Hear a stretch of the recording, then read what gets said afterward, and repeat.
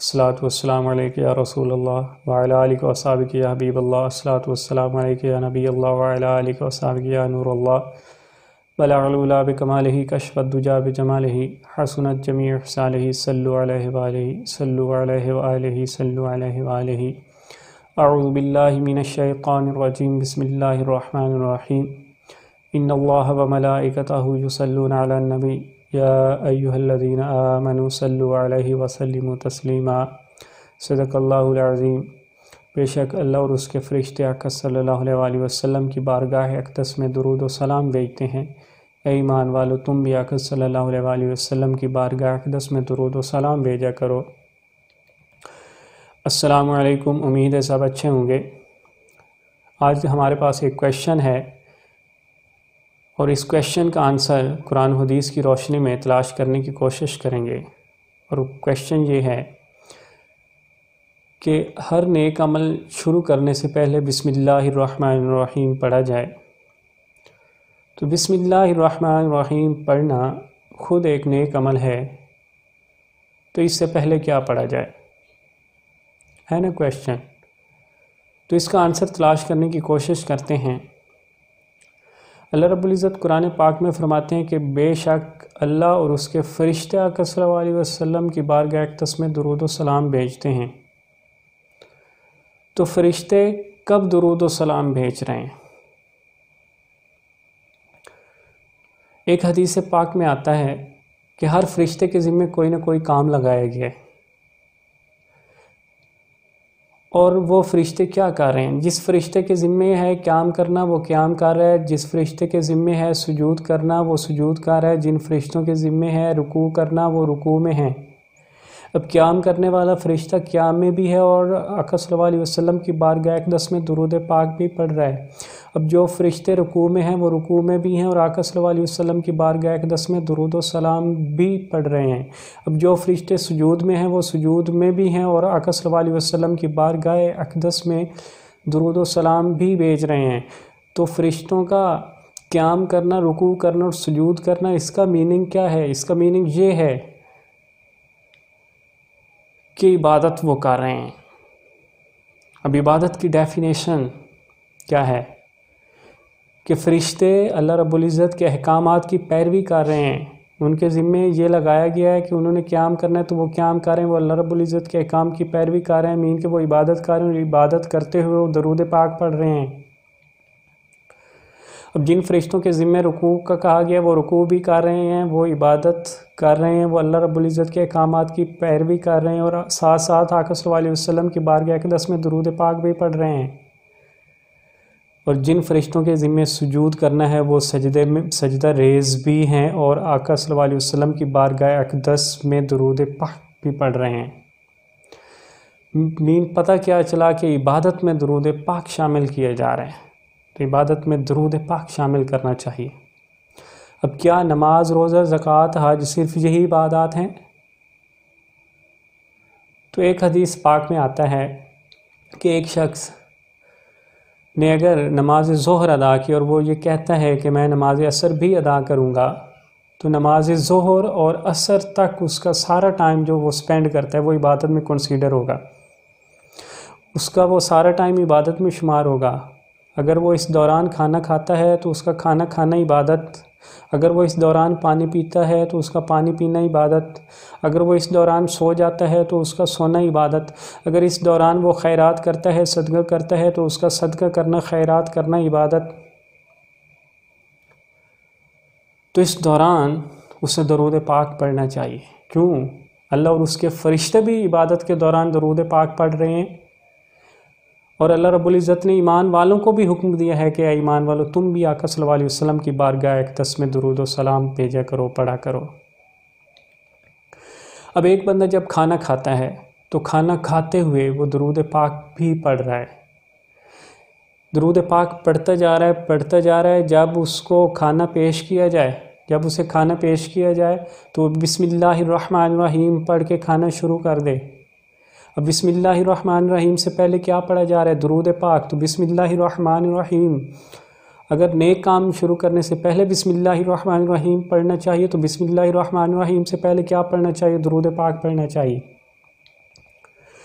درود وہ کھانا کھا لیتا ہے، کھانا کھانے کے بعد وہ اگین درود پاک پڑھنا شروع کر دیتا ہے، درود پاک پڑھتا رہتا ہے، اسے پیاس لگتی ہے، وہ اسے پانی کی طلب ہوتی ہے۔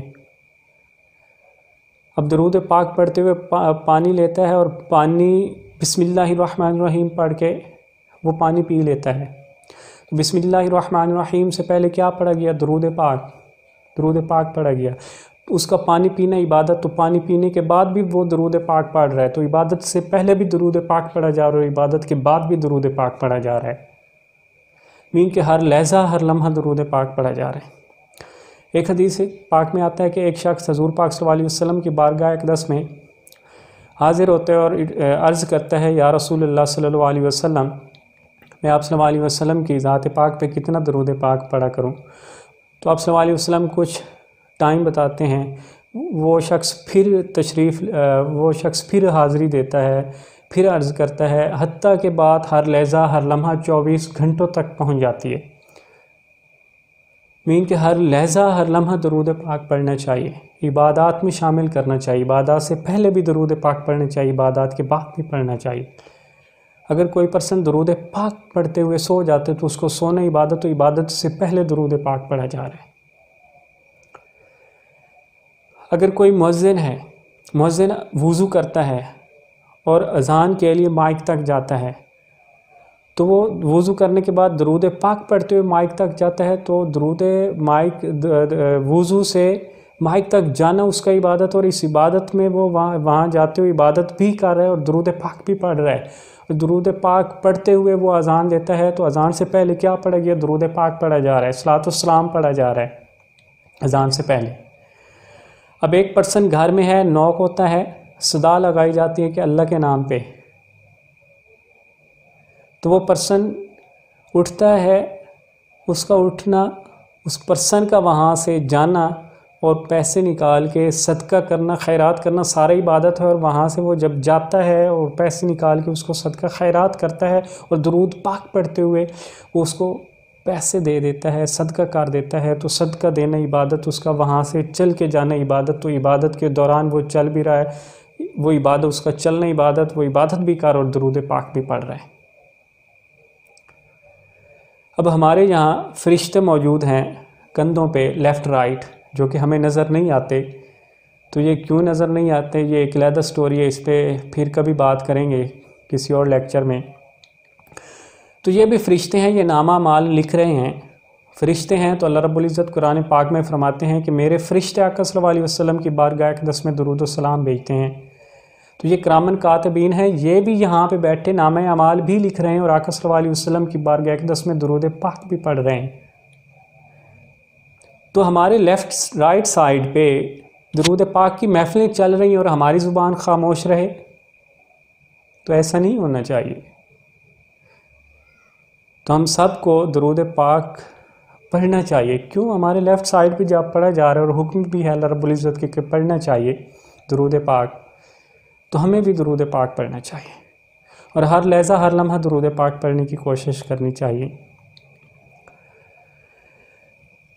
روزی والا فرشتہ جو ہے وہ روزی بھی تقسیم کر رہا ہے اور آقا صلی اللہ علیہ وسلم کی بارگاہ اقدس میں درود پاک بھی پڑھ رہا ہے۔